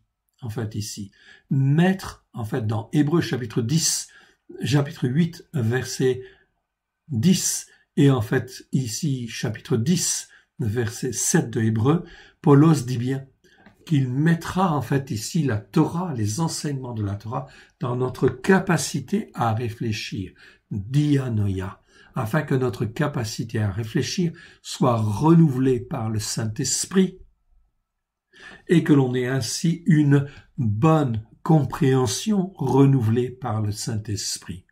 Autrement dit, comme on a vu tout à l'heure, que la structure de nos pensées soit assainie, en fait ici, comme Dieu le veut, à la gloire de son saint nom. Que je puisse en fait être un fils et une fille, ou une fille de Elohim, c'est-à-dire que je pense comme Dieu pense. Si Dieu pense que c'est bien comme ça, alors je dis que c'est bien comme ça. S'il dit que ça c'est mal, je dis que ça c'est mal, etc.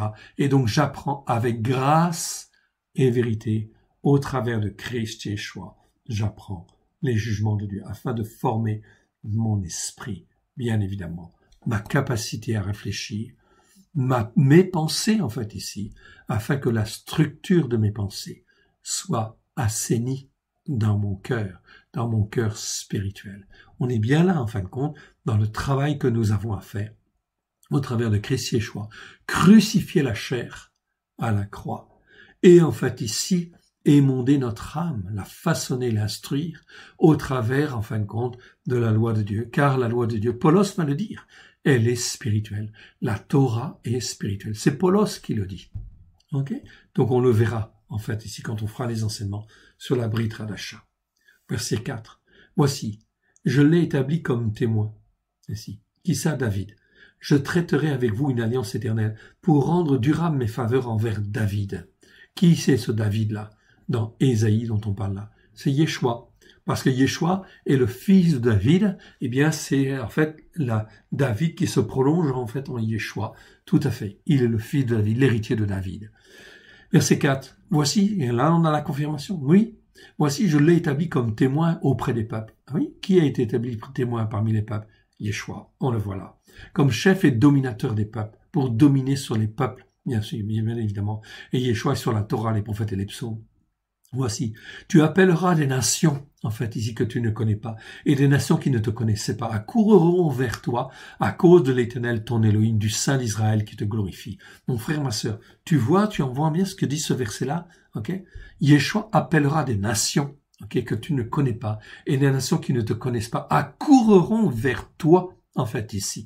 Donc, il y a bien ici une restauration, un retour, en fait, ici, même des nations, de nations entières, qui viennent, en fin de compte, vers l'Israël spirituel de Dieu, en fait, ici, vers Yeshua, en fait, ici, qui est sur la montagne de Tzion, à cause de l'Éternel, ton Elohim, du Saint d'Israël qui te glorifie. Ok, donc Yeshua sera glorifié au travers, en fin de compte, de tout cela. Son sacrifice va être, en fait, ici, multiplié à l'extrême, en fait, dans sa grâce, en fait, ici, parce que sa grâce va s'étendre même à des nations. Voulez-vous vivre, en fait, ces temps prophétiques? Oui, vous allez voir, en fait, des peuples, des parts de peuples, des portions de peuples qui vont venir. Voulez-vous vivre ces temps? Mon frère, ma sœur, attache-toi à la Torah, écoute et mets en pratique, et tu vas le voir. Okay. Cherchez l'Éternel pendant qu'il se trouve, invoquez-le tandis qu'il est prêt, que le méchant abandonne sa voie et l'homme d'injustice, ici c'est Aven, c'est pas l'homme d'iniquité, c'est le mot Aven, c'est comme presque comme Avon, mais c'est pas Avon, c'est Aven, donc c'est l'homme d'injustice. Ok, ses pensées, voyez, on est encore dans les pensées en fait ici. Ok, donc là c'est bien le mot Marashava, et là je trouve bien le mot pensée. Ok, vous l'avez là, très bien. Eh bien, c'est très clair. Vous avez en fait là le mot pensée. Ok, le mot pensée en fait ici, Marashava, vous l'avez, c'est le petit d. Je ne viens pas dans le détail dessus. Renouveler les pensées en fait ici. Notre capacité, plus précisément dans nos pensées, notre capacité à réfléchir et notre compréhension en fait ici. Dianoia en fait en grec et nous en fait en grec. D'autres mots sont là pour dire penser. Il y en a 12 en tout. Okay, donc, vous voyez, il y a le choix. Donc, ici, l'homme d'injustice, c'est penser. Qu'il retourne à l'Éternel, qui aura pitié de lui. Même Dieu ne veut même pas la mort du méchant. Même encore aujourd'hui, si le méchant se tourne vers lui, okay, il l'accepte. Okay? C'est la grâce pleine et entière de Dieu qui peut s'exprimer. Qu'il abandonne sa voie et l'homme d'iniquité ses pensées, l'homme injuste, l'homme d'iniquité ses pensées, qu'il retourne à l'Éternel qui aura pitié de lui et notre Elohim qui ne se lasse pas de pardonner. Car mes pensées, ici on parle des pensées de Dieu, okay, les projets de Dieu, c'est pensées au sens de projet. Ici, Marashava, c'est toujours les pensées qui concernent notre avenir, en réalité. Car les pensées ne sont pas vos pensées, vos voix ne sont pas vos voix. Ce même mot est traduit dans Jérémie par projet. Vos projets ne sont pas vos projets. Ok, très bien, c'est bon. On est dans les pensées, c'est-à-dire les pensées que Dieu a pour nous. Donc on doit caler notre capacité à réfléchir sur les pensées de Dieu et notre compréhension sur, en fait, les pensées de Dieu, ok, afin que nos pensées concernant notre avenir, ok, soit bien comprise, ok. Là, c'est un autre mot, en fait, en grec, mais en réalité, c'est afin qu'elle soit calée sur les pensées de Dieu, que Dieu a pour notre avenir. déclaration de l'Éternel. Mes pensées ne sont pas vos pensées. Ok, c'est des pensées de restauration, c'est des pensées de vie, en fait, ici, que Dieu a. Ok, de résurrection et de restauration. Et vos voix ne sont pas vos voix, déclaration de l'Éternel. Autant les cieux sont élevés au-dessus de la terre, autant mes voix sont élevées au-dessus de vos voix et mes pensées au-dessus de vos pensées. Les pensées de Dieu, ça n'a rien à voir avec nos pensées. Nous avons des pensées d'hommes et nous sommes, en fait, voilà pourquoi, en fait, ici, notre capacité à réfléchir et notre compréhension, eh bien, c'est notre compréhension des choses, mais en fin de compte, ça n'égalera jamais les pensées de Dieu. Comme la pluie et la neige descendent des cieux et n'y retournent pas sans avoir été arrosées, féconder la terre, fait germer les plantes sans avoir donné de la semence au semeur et du pain à celui qui mange. Ainsi en est-il de ma parole qui sort de ma bouche. Écoutez bien ces versets, en fait ici, qui sont des versets prophétiques, que Dieu, en fin de compte, met dans notre cœur, en fait ici, dans notre capacité à réfléchir et dans notre compréhension. Ainsi en est-il de ma parole qui sort de ma bouche. Elle ne retourne point sans effet, sans avoir exécuté ma volonté et accompli mes desseins, en fait ici. Les desseins, en fait ici, de Dieu, bien sûr. En fait, ici. Oui, vous sortirez avec joie. Et regardez bien, vous sortirez avec joie et vous serez conduits en paix. Les montagnes et les collines éclateront d'allégresse devant vous, et tous les arbres et de la campagne battront des mains. Au lieu de l'épine s'élèvera le cyprès, au lieu de la ronce croîtra la myrte, et ce sera pour l'Éternel une gloire, un monument perpétuel, impérissable. Mon frère, ma sœur, nous rentrons dans un temps prophétique extraordinaire, où beaucoup de difficultés vont venir, mais il va y avoir, en fait, ici, la puissance du Saint-Esprit qui va être glorieuse. Je continue avec le psaume 29. Psaume 29 qui fait partie, en fin de compte, des Haftarot, pour lire, en fait, ici, toutes les Haftarot, et vous allez voir ici le psaume 29, ce que le Seigneur nous dit. Ici, c'est une Haftara karaïte, mais très bien, peu importe, en fait, ici. On te rappelle quelque chose de glorieux et qui est vrai. Et dans le temps, en fin de compte, où nous sommes, c'est très bien de le rappeler. Fils de Dieu, Dieu vous appelle fils de Dieu, fils de sa puissance, si vous voulez. Nous sommes là pour être sa puissance. Nous sommes là pour être ses bras, en fait, ici sur la terre. Ses témoins, en fait, ici. Okay. Donc ici, Dieu dit fils de Dieu. Ici, c'est elle. En fait, ici, fils de Dieu, fils de sa puissance, fils de sa force, si vous voulez. Vous pouvez le comprendre comme ça, c'est bon. Rendez à l'Éternel la gloire et la force. Ici, en fait, ici, c'est bien, enfin, toute la gloire appartient à Dieu. Et ici, la force, c'est le mot ose. Ose, en fait, ici, c'est toujours la force qui vient de Dieu.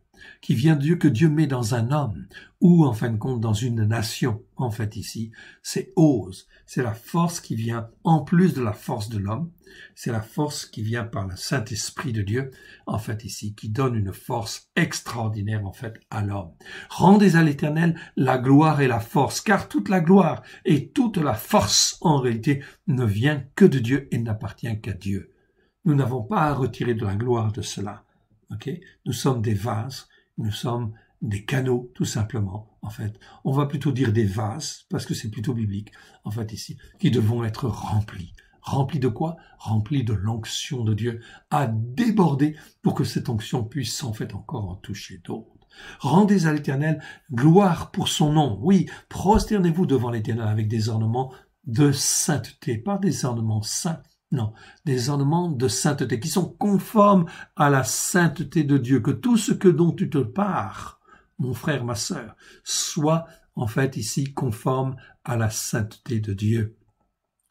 La voix de l'Éternel écoute, la voix de l'Éternel retentit sur les eaux. Le Dieu de la gloire, ici on a mis un grand là, parce qu'il y a bien en fait ici l'article en hébreu, devant le mot gloire, c'est El Hakavod. En fait, ici, donc c'est le Dieu de la gloire, fait gronder le tonnerre. L'Éternel est sur les grandes eaux, là, maintenant. Il est sur les grandes eaux, non pas pour faire le déluge comme hier, mais il est sur les grandes eaux pour répandre à droite, répandre à gauche, toutes sortes, en fait, de choses. Évidemment, pourquoi? Dans le but que sa gloire, en fait, éclate. La voix de l'Éternel est puissance, en fait, ici. ou capacité, ou pouvoir, comme tu veux. La voix de l'Éternel est majesté. La voix de l'Éternel brise les cèdres, l'Éternel brise les cèdres du Lébanon, en fait, ici. Du étant grand, parce qu'en fait, ici, il y a bien l'article devant le Lébanon, en fait, ici, en hébreu. Il les fait bondir comme les veaux, le Lébanon et le Sirion comme de jeunes buffles, en fait, ici. Donc, il y a une dimension spirituelle à comprendre aussi derrière tout ça. La voix de l'Éternel fait jaillir des flammes de feu. La voix de l'Éternel fait trembler le désert. La voix de l'Éternel fait trembler le désert de Kadesh. La voix de l'Éternel fait enfanter les bûches et dépouiller les forêts. Ici, pour te dire que il suffit que la voix de Dieu parle, mon frère, ma sœur. Okay? Dieu attend des cœurs. Okay? Des cœurs qui soient disposés pour l'écouter, être obéissants et soumis. Et regarde, dans son temple, tout s'écrit gloire. Dans son temple, le temple spirituel, c'est pas dans son palais, c'est traduit par le palais. Non, c'est le temple, en fait, ici. C'est Héral. Héral, en fait, ici, je vous le montre, en fait, ici, ces petits cas. Héral, c'est le temple que Dieu est en train de se construire, que tu ne vois pas, qui est à l'image, en fin de compte, de ce qui est dans les lieux célestes, en fait, ici. Ok, c'est le temple de Dieu, le temple de la gloire, de la présence de Dieu parmi son peuple. Dans son temple, tout s'écrit gloire. L'Éternel était sur son trône lors du déluge. Donc là, on te parle où il était sur son trône. Okay? L'Éternel était sur son trône, règne éternellement. L'Éternel donne la force à son peuple. Ose, en fait, ici, la force à son peuple. L'Éternel bénit son peuple par le shalom, par la paix. Ici, le mot shalom est écrit, en fait, en entier, avec un vav, donc une écriture, en fait, complète. C'est pas, en fait, ici, le rang heureux. Non, on s'en fout de ça. C'est le rang, en fait, le remplit, le bénit son peuple par le shalom. Dans toutes les calamités qui vont venir, ok, Dieu va te donner sa force, en fait, ici, pour que tu sois un témoin de sa vérité et que tu sois, en fait, serein dans tout ce qui va venir. Garde la paix, en fait, au travers de Christ Yeshua. Maintenant, en fait, on va aller dans, en fin de compte, ici, la Brit Radasha. Okay? Et on va voir la deuxième, en fait, ici. La deuxième, en fait, ici, on va voir lire le passage. Et lire le passage. Donc, c'est, en fait, ici, okay, Marc, chapitre 10, versets 17 à 27. Et je vais terminer par ce passage, en fait, ici, tout simplement. Comme, en fait, ici, Yeshua se mettait en chemin, okay, ou se mettait en chemin, on dit en chemin, okay, quelqu'un accourut et tombant sur ses genoux, lui demanda. En fait, ici, on pourrait dire, en fait, ici, sur la voie. Comme Yeshua se mettait, était sur le, ou marchait sur la voie. Quelqu'un accourut, en fait, ici, la voie, mais la voie spirituelle de Dieu. Car c'est odos, en fait, ici, en grec, derer, en fait, ici, en hébreu. Donc, on est bien, en fait, ici, en chemin sur la voie de Dieu. Quelqu'un accourut et tomba sur ses genoux, lui dit, « Bon maître, en fait, ici, que dois-je faire pour hériter la vie éternelle ?» Parce que c'est pas tout, en fin de compte, de vivre sur la terre. Ce qui est important, c'est d'avoir la vie éternelle. Oui, bien sûr. La vie qui dure, pas une vie qui dure 500 ans seulement, 600 ans, 900 ans, donc qui dure éternellement. Yeshua lui dit, pourquoi m'appelles-tu bon? Il n'y a de bon que à Elohim.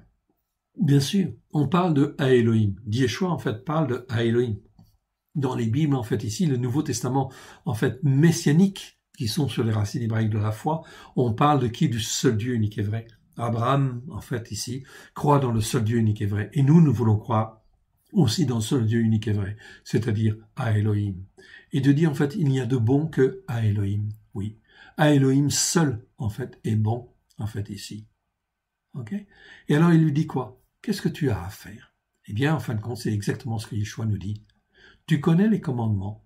Tu ne commettras point d'adultère.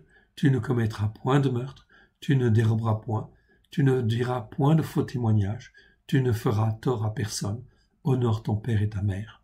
C'est donc en fait les commandements de Dieu, bien évidemment. Donc, en fait, Yeshua est en train de te dire, respecte les commandements de Dieu, tous les commandements de Dieu, pas seulement quelques-uns. Quand il te dit 4e commandement, respecte en fait ici le Shabbat, mets-le à part pour l'honorer, eh bien commence à le faire. Oui, bien sûr. Il lui répondit, « Maître, j'ai observé toutes ces choses dès ma jeunesse. » Donc il était en fin de compte ici, dans sa jeunesse, en fait ici, il observe tous ces commandements, il les respecte. ok, depuis sa jeunesse.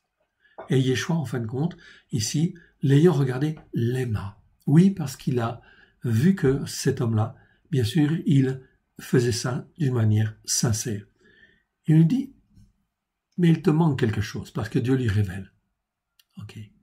On est là, en fin de compte, il lui révèle quelque chose qui ne se voit pas, qui est, en fin de compte, dans la structure de ses pensées, la structure de son cœur, en fait, ici, ou la structure des pensées de son cœur.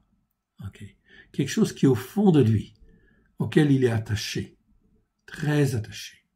Donc Dieu lui révèle cela, et puis en fait Yeshua dit, il te manque une chose, va, vends tout ce que tu as, donne-le aux pauvres, et tu auras un trésor dans le ciel, puis viens et suis-moi en te chargeant de ta croix. Dans le texte reçu, TR, nous avons en gras ici, en te chargeant de ta croix, c'est-à-dire en passant les épreuves qui sont nécessaires pour t'émonder, te fortifier, etc. Eh bien, en fin de compte, que ta chair soit crucifiée à la croix et que ton âme puisse être travaillée, émondée, comme en fin de compte, elle doit l'être. Ok. Donc, ici, qu'est-ce qui se passe? Eh bien, en fait, ici, verset 22, mais affligé de cette parole, cet homme s'en alla tout triste, car il avait de grands biens. Donc, au fond de son cœur, okay, il était très attaché à ses richesses. Oui, bien sûr. Okay. Donc, Dieu qui sonde les cœurs et qui sonde les reins, pourtant, il était quelque part, en fait, on va dire, presque irréprochable. En apparence, il respectait tous les commandements de Dieu, okay, depuis sa jeunesse. Okay. Donc, dans l'apparence, c'était bien. Mais dans la structure des pensées de son cœur, ça cloche. Il fallait donc qu'il se débarrasse de toutes ses richesses. C'était une nécessité pour lui. Ça veut dire qu'il faut absolument être pauvre. Abraham était très riche, en fait, ici. Mais si on attache de l'importance à ses richesses, eh bien, en fin de compte, si Dieu n'est pas en premier, il faut s'en débarrasser. Ici, en te chargeant de la croix, c'est-à-dire en souffrant, bien évidemment, afin que tu sois émondé par, en fait, l'Esprit de Dieu, et que ta capacité à réfléchir soit renouvelée, et que ta compréhension des choses soit renouvelée par le Saint-Esprit. Ok. Yeshua, verset 23, regardant autour de lui, dit à ses disciples qu'il est difficile à ceux qui ont des richesses d'entrer dans le règne de Elohim. Donc, Yeshua dit ça, en fait, ici, qu'il est difficile à ceux qui ont des richesses d'entrer dans le règne de Elohim. Pas le royaume, dans le règne. C'est-à-dire pour que Dieu règne dans leur cœur et dans leur vie, en fait, ici, eh bien, c'est difficile à quelqu'un qui est riche, qui a des richesses. Mais, en fait, ici, c'est pas forcément celui qui est riche. Il va préciser les choses. Les disciples furent étonnés de ce que Yeshua parlait ainsi. Et reprenant, il leur dit, « Mes enfants légitimes et héritiers. » Ici, il ne dit pas pédion. Ici, il dit technon. Comme vous le voyez, en fait, ici. Okay. Je le vois, en fait, ici. Technon. J'essaie de trouver ma souris. Voilà. Ici, technon. Vous voyez? Technon, en fait, ici. C'est un mot grec qui existe 100 fois dans 91 versets. Ce n'est pas le mot pédion. Le mot, en fait, technon, ça nous parle, en fin de compte, d'enfants qui sont, en fait, légitimes et héritiers, quelque part. C'est-à-dire, en fin de compte, celle qui doit hériter et celle qui est justifiée, en fait, ici. Donc ici, en fait, ici, Yeshua est en train de dire, c'est pour ça qu'on va le mettre entre parenthèses, en fait, en italique, légitime héritier, mais ici, il dit, mes enfants, vous qui êtes légitimes, parce que le sang va couler, en fait, ici, vous serez lavés, et purifié, et que vous êtes héritiers des promesses faites à Abraham, Isaac et Jacob, vous êtes donc des enfants légitimes et héritiers. Eh bien, en fin de compte, ici, Yeshua va dire, et reprenant leur dit, qu'il est difficile, mes enfants légitimes et héritiers, qu'il est difficile à ceux qui se confient dans les richesses d'entrer dans le règne de Elohim. C'est-à-dire qu'il attache de l'importance, en fait, aux richesses, plus qu'à Dieu, bien évidemment. Okay? Il est plus facile à un chameau de passer par le trou d'une aiguille qu'à un riche d'entrer dans le règne de Elohim. Ici, en fin de compte, cela fait référence aussi à quelque chose, en fait, ici. Chameau, en fait, ici, ce qu'on appelait dans la porte, en fait, à Jérusalem, dans les grosses portes, il y avait une petite porte qu'on appelait, en fait, ça, la porte du chameau, le chameau, qu'on appelait le chameau. Parce que c'est par là, au lieu d'ouvrir la grande porte, eh bien, en fait, c'était une porte étroite qui était fermée pour éviter, en fait, les problèmes, en fait, ici, les intrus, en fait, ici. Eh bien, c'était une porte très étroite, il fallait même décharger en fait le chameau, en fait ici, mais on pouvait faire passer un chameau, ok? Et le chameau pouvait y passer, mais en fait difficilement quelque part, en fait aussi quelque part, ok? Parce que c'était une porte, en fait une petite porte. Donc on faisait passer le chameau, puis on faisait passer les marchandises, etc. Ok, c'était en fin de compte ici l'image en fait ici du chameau. Il est plus facile à un chameau de passer par le trou d'une aiguille qu'à un riche d'entrer dans le règne de Elohim. Une autre explication en fait ici, ok, il est plus facile de passer le chameau. Chameau, ce serait le nom d'un instrument, d'un tisserand en fait ici. Okay, qui en fin de compte doit passer pour faire passer le fil en fait ici dans le trou d'une aiguille. Le trou d'une aiguille, c'est pas très gros, et en fait ici on avait un chameau pour faire passer le fil, en fait ici quelque chose comme ça. Et effectivement, c'est pas toujours facile, évidemment, c'est la même idée. Peu importe, c'est toujours la même idée en fait ici. Ok, donc de passer le chameau. Ok, il est plus facile à un chameau de passer par le trou d'une aiguille, ok, donc ça s'appelait le trou, la porte s'appelait, pardon, le trou de l'aiguille s'appelait l'aiguille, le trou d'une aiguille, qu'à un riche d'entrer dans le règne de Elohim. Les disciples furent encore plus frappés d'étonnement. Mais alors, qui peut être sauvé si ce n'est même pas celui qui pratique, en fait, ici? Eh bien, c'est impossible. Et c'est Yeshua ce qu'il est en train de dire. Yeshua les regarda et dit, cela est impossible, impossible aux hommes de se sauver. Il peut marcher par la foi, c'est une chose, mais il faut que le Saint-Esprit soit là. Et c'est le Saint-Esprit qui va faire le travail, afin de nous modifier, en fait, ici. Car non à Dieu, mais ce n'est pas impossible à Dieu, mais non à Dieu, car tout est possible à Dieu. En fait, ici, tout se fait par Dieu. Tout se fait au travers de Christ, en fait, ici, qui va être comme le trou de l'aiguille. En fait, ici, il faut passer par là et pas par un autre chemin, en fait, ici. Ok, par cette porte, voilà pourquoi Yeshua est appelé la porte des brebis. Ok, on ne peut passer que par Yeshua, qui est la porte des brebis, bien évidemment. Et à ce moment-là, en fin de compte, il faut que l'on naisse de nouveau. Que Yeshua va le dire dans Jean chapitre 3. Ok, tu ne peux entrer dans le royaume de Dieu si tu ne nais de nouveau, c'est-à-dire si tu ne reçois pas le Saint-Esprit. Donc il faut suivre Yeshua, reconnaître Yeshua comme son Seigneur, son Sauveur, son Maître, et en fin de compte dire en fait à Dieu, Seigneur, Dieu, je veux recevoir de ton Esprit, afin effectivement d'être renouvelé dans ma capacité à réfléchir, dans ma compréhension, ou en fait, comme on peut le dire là, d'être renouvelé dans ma structure de pensée, dans ma manière de penser. Car si je pense comme en fin de compte je pensais, eh bien je ne vais certainement pas rentrer dans le royaume, enfin dans le règne de Dieu. Parce que pour rentrer dans le règne de Dieu, il faut être structuré d'une certaine manière. Et il faut que ce soit le Saint-Esprit qui le fasse. Voilà pourquoi toute la gloire en revient en fait à Dieu. Et toute la puissance, en fait, ici, de ce renouvellement, en fait, passe par Dieu. Et Paulos va le dire dans dans Tite. C'est Paulos qui va le dire. Il faut que nous soyons renouvelés par le bain de la régénération et le renouvellement du Saint-Esprit.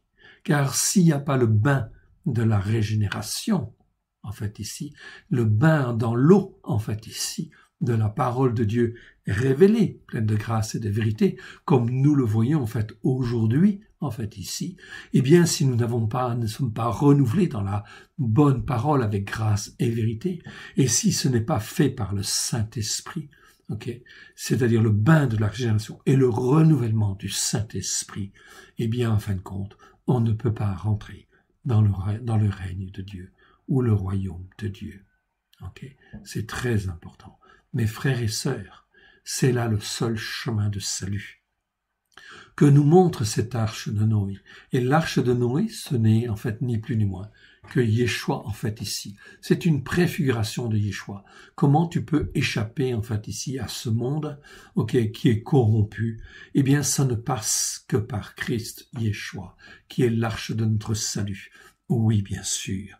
Uniquement en fin de compte, Christ Yeshua et la puissance du Saint-Esprit, parce qu'il faut que ce soit englué de poids, en fait ici, de salut, de rachat, en fait, au travers de Christ, et renouvelé par le Saint-Esprit. Amen. Que l'Éternel Dieu vous bénisse. On va terminer par une prière. Merci Seigneur pour ta parole que tu nous donnes, nous la bénissons, le précieux nom du Yeshua. Merci pour cet enseignement de la Torah que tu nous as donné et que tu nous montres aussi Seigneur tout ce que tu vas faire dans les temps à venir. Nous voulons être avec Christ Yeshua sur la même barque en fait ici, avec Yeshua à la gloire de ton saint nom, dans le même bateau, dans la même arche à la gloire de ton saint nom. Oh oui Seigneur, aimons-nous. Oui, nous appelons au travers de Christ Yeshua, oui, le salut sur nous, nous couvrons du sang précieux de l'agneau, nous invoquons les mérites de l'agneau sur chacun de nous, et nous venons vers toi, Père très saint, et nous voulons te dire, Père très saint, parle, touche-nous, sonde nos cœurs, sonde nos reins, vois si nous sommes sur une mauvaise voie, et remets-nous sur la voie de l'éternité, à la gloire de ton saint nom. Merci pour ton Saint-Esprit que nous voulons recevoir pleinement, afin d'être renouvelés, d'être pleinement plongés dans le bain de la régénération et le renouvellement du Saint-Esprit à la gloire de ton saint nom, afin que notre capacité à réfléchir puisse être renouvelée, comme tu le dis, au travers de la bouche de Paulos, et en fait que notre compréhension puisse être renouvelée à la gloire de ton saint nom, au travers de Christ Yeshua. Merci, merci Père très saint, merci Seigneur Yeshua, merci Saint-Esprit, merci Père très saint, parce que tu es le Dieu de la vie et que tu veux toujours donner la vie. Tu ne veux même pas la mort du méchant. Qui sommes-nous devant toi pour pouvoir te parler aujourd'hui? Oui, le voile est déchiré et nous venons vers toi, étends ta main bienfaisante. Oui, renouvelle-nous, régénère-nous à la gloire de ton saint nom, dans les temps, pour les temps qui viennent. Nous te rendons grâce. Nous voulons faire les œuvres que toi tu as préparées d'avance. Comme, en fait, ici, Noé a fait une arche de ses propres mains, en fait, ici, parce que tu lui as demandé. Parle, Seigneur, nous voulons te dire. Parle, Seigneur, ton serviteur, ta servante, écoute. Merci, Père. Merci, Yeshua. Merci, Saint-Esprit. Que l'Éternel Dieu vous bénisse dans le précieux nom de Yeshua. Je vous dis donc à bientôt à la prochaine, en fait, paracha, et Shabbat Shalom pour cette paracha. Alléluia, à la gloire de l'Éternel. Amen. Que toute la gloire lui revienne en toutes choses. Amen.